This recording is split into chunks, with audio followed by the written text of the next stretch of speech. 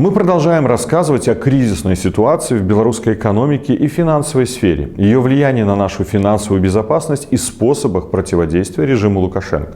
Ведь само существование этого режима ставит нашу безопасность под серьезную угрозу. Ссылки на предыдущие видео мы по традиции оставим в описании к этому ролику. И мы вновь призываем вас делиться информацией с вашими знакомыми и рассказывать друг другу правду о том, как режим Лукашенко обманывает и грабит белорусов. Сегодня мы поговорим о том, как мы вместе можем усилить эффект от введенных против режима Лукашенко санкций, защищая при этом собственные финансы и приближая конец диктатуры. Как известно, 1 февраля Литва ввела против режима Лукашенко национальные санкции и остановила транзит белорусского калия через свою территорию. А 15 февраля запрет на транзит продукции компаний «Беларуськалий» и «Белорусская калийная компания» ввела Украина. Что это значит? Во-первых, это серьезный прецедент и пример для всех наших соседей по устранению отсрочек и лазеек в ранее введенных санкциях. На наш взгляд, на решение Литвы и Украины остановить транзит удобрений одновременно повлияли два фактора. Первый – это репутация, которая стоит гораздо дороже, чем бизнес-отношения с диктатором, силой, захватившим власть в соседней стране и организовавшим гибридную войну на границах. Диктатором, который теперь открыто угрожает соседям реальной войной и уже 1,5 года ведет полномасштабную репрессивную войну против белорусов. Европейского и исторически братского и для литовцев, и украинцев народа. Второй фактор, который также важен, это косвенное влияние санкций США. Точнее, инструмента вторичных санкций. Мы не беремся утверждать, что именно угроза попадания той же литовской или украинской железной дороги под действие вторичных санкций превалировала над вопросами репутации при принятии решения правительствами этих стран. Однако вторичные санкции США очень серьезный инструмент, и осознанно рисковать попасть под его действие едва ли кому-то захочется. Но вернемся в Беларусь. Факт прекращения транзита белорусских удобрений через Литву и Украину приведет к сокращению поставок, а значит и к значительному уменьшению экспортной валютной выручки. Беларусь экспортирует около 12,5 миллионов тонн калийных удобрений в год. В денежном выражении это около 3 миллиардов долларов. Переориентация на российские порты не сильно исправит ситуацию. Их мощностей хватит на перевалку только 2-3 миллионов тонн. Не стоит забывать и о других секторах экономики. Например, недавно стало известно о решении Эстонии прекратить транзит нефтепродуктов под таможенным кодом 2707.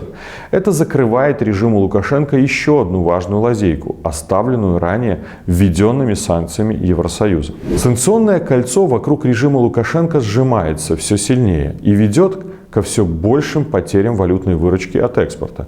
Время прошлогоднего экспортного чуда, которым так хвалился режим, прошло. К чему это приведет? Во-первых, самое очевидное к сокращению предложения валюты и росту курса. Когда это случится? Возможны разные сценарии. Об одном из них мы говорили вчера в случае агрессии в отношении Украины. Вместе с тем мы прекрасно понимаем, что финансовый сектор, как и вся экономика Лукашенко, регулируется вручную. И все цифры, которые мы видим в официальных данных, рисуются и сдерживаются искусственно. Это касается и инфляции, и курса валют. Долго в таком режиме продержаться невозможно, а учитывая влияние санкций, которое будет только нарастать и усиливаться, кризис неизбежен. Во-вторых, и мы уже говорили об этом не раз, режим Лукашенко еще в июле прошлого года принял закон, позволяющий вводить полный запрет на любые валютные операции сроком на год в случае угрозы экономической безопасности. Злая ирония в том, что единственной угрозой для нашей экономической безопасности является сам режим Лукашенко и его бездарная экономическая политика. Это так же очевидно, как очевиден и тот факт, что санкции, которые ввели ЕС, США и их союзники, а также национальные санкции Литвы, Эстонии, а теперь и Украины, это ответ на вопиющие нарушения прав человека и преступления режима Лукашенко против белорусского народа и наших соседей. Зачем нужны санкции и как их отменить? Санкции вводит сам режим в связи с беспрецедентными со времен Второй мировой войны репрессиями в отношении граждан европейского государства, захватом гражданского самолета, что может трактоваться как теракт, гибридной войной в отношении стран-членов ЕС, а в скором времени в связи с подготовкой или реализацией агрессии в отношении Украины. Кто может их отменить? Только режим, освободив политических заключенных, прекратив репрессии, начав уголовное преследование реальных преступников и назначив новые выборы. Пока он не выполнит требований белорусского народа, санкции будут инструментом его ответственности. Объясняйте всем знакомым про повод санкций. Это сотни тысяч пострадавших от репрессий. А причина – Лукашенко и его система. Естественно, режим никогда этого не признает. Однако уже сейчас, на смену браваде о том, что санкции не работают, к ним приходит осознание, эффект наступит. Пока представители режима говорят об этом сдержанно, но за этими словами отчетливо читается растущая тревога. Вот что, например, говорил зампред правления Нацбанка Дмитрий Колечец в январе.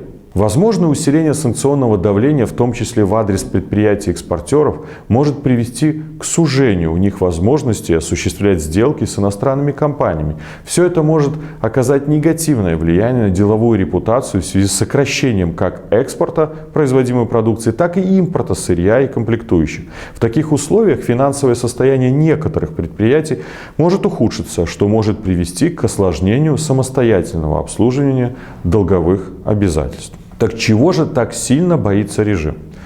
Повод для тревоги у него действительно серьезный. На днях Минфин опубликовал оценки выплат по госдолгу в 2022 году. В рублевом эквиваленте это сумма с 10 нулями. На предстоящие платежи по суверенному долгу уйдет почти 10,5 миллиардов рублей в эквиваленте.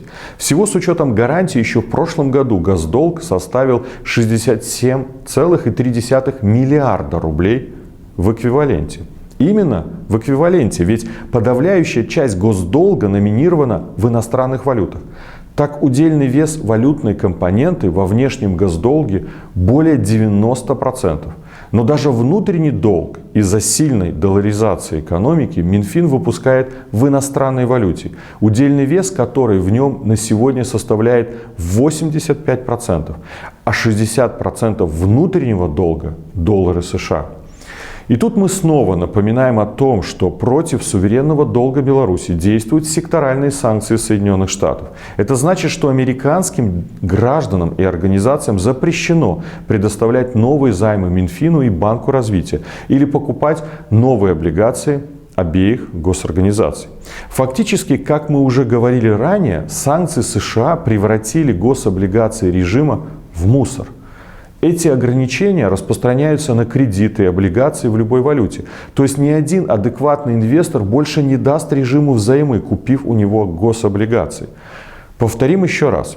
Запрещаются все транзакции с новым долгом сроком более 90 дней, выпущенным 2 декабря 2021 года или после, включая предоставление финансирования и другие операции. И учитывая, что размещение, погашение и выплата доходов по гособлигациям осуществляются в валюте номинала, 60% того же внутреннего долга это доллары, а любой электронный долларовый платеж в мире проходит через американские банки-корреспонденты, эти банки должны будут прекратить обслуживать эти транзакции. То есть даже на внутреннем рынке у режима будут проблемы с привлечением долларов. Все это его плата за непрекращающиеся репрессии и преступления, а также за бездарную экономическую политику, в результате которой режим загнал страну в огромные валютные долги. Что же делать нам, белорусам? Мы с вами должны быть готовы и к росту курсов валют, и к девальвации белорусского рубля, и к реальной угрозе запрета на валютные операции в стране. Но не просто готовы. Мы должны использовать ситуацию в свою пользу с максимальным ущербом для самого режима Лукашенко. Мы должны снова начать диктовать режиму свои условия. Мы должны диктовать и навязывать свои правила, чтобы не играть по правилам, навязанным режимом. Нам важно постоянно усиливать наше давление, в том числе экономическое. Первое. По возможности максимально менять белорусские рубли на валюту, чтобы хранить в ней свои сбережения. Да, делать накопления при нынешнем уровне дохода проблематично для многих.